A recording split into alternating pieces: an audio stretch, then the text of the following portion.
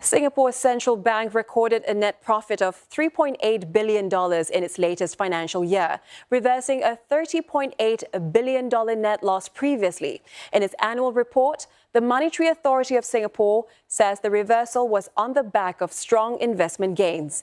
And it is looking to boost the resilience of financial institutions by co-funding technology infrastructure upgrades.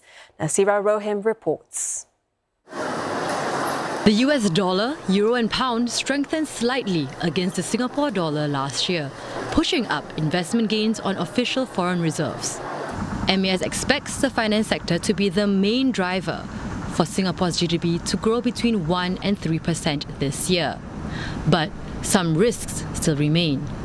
Growth prospects depend a lot on demand, and the demand side can come from China. So if there are other parts of the world, whether it's China or US, are putting in more tariffs or protectionist measures in their policy, then obviously the cost of trade will increase, and that will potentially have a downward impact on growth. To make sure the finance sector continues to expand, the central bank is investing 100 million Singapore dollars to boost capabilities in the AI and quantum space. Financial institutions, or FIs, can get co-funding support of between 30% and 50%, depending on the type of grants they apply for. We observe a wide spectrum of FIs with varying degrees of AI readiness and in different stages of AI adoption. The pace of adoption is expected to pick up with better understanding of its opportunities and risks. Quantum computing is another transformative technology. There are potential use cases in areas like risk management, trading, portfolio optimization, and cybersecurity.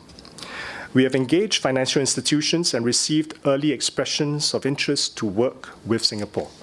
Besides increasing productivity and efficiency for the sector, one analyst adds that AI could be the key to help ease inflationary pressures. I think a lot of inflation comes from cost.